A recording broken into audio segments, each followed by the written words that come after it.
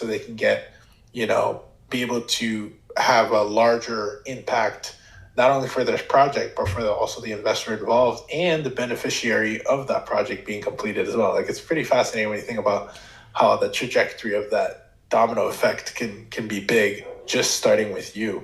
Exactly. And the fact that when you change it, that we're all in this together, like at the end of the day, midterm rentals, short-term rentals, multifamily, we're all wanting to build a legacy, leave an impact, have things go on with our children. And that can be by you truly owning the asset, or that could be by you leveraging your hard-earned money and providing it to someone and be able to do that. The money and the interest we give back are typically to people's college funds to be able to help them. I mean, we recently just paid back someone recently, and it was that's all she had as far as in her whole life policy. She was with us, invested with us for a couple of years. We were able to make a small impact in her life where that's true mailbox money. That's truly passive, right? Because it's just like, hey, if you don't pay up, just like a mortgage company or anything, we're going to take it, but we'll take your home, but we don't get to that point, right? Because you want to truly intentional to do this, but there's different ways that you can become an investor.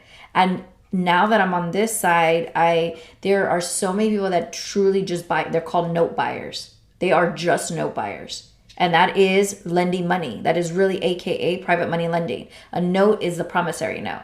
And so that is all they do. And they're like, okay, so if I lend Ruben 100,000, all right, and he's going to give me, 12% return on that in 2 years, and it's going to be interest only payments or a balloon, whatever that looks like. They do that so many different times. Now they're making 3,000 to 5,000 a month in interest, whereas you were going to pay that anyway.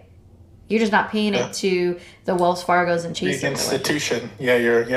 It's having a larger an impact on those individual investors. Let me ask you a question, because we could go on forever, and I definitely want to wrap this up, but you dropped some gem, and I want it to be a good segue to what your education might be. You talked about second lien, second position, which I think is probably where a lot of, someone who's listening, there's probably more people who are, have bought their home traditionally, and so they may have some equity in it. So there's actually probably a large sample size there, and I love the fact that you're leaning there, where most people are going to have a mortgage. Most people have a mortgage. Maybe there's a lot more equity in it, and you're saying that you have the ability to teach people how to even still get private money lenders to lend on a second position.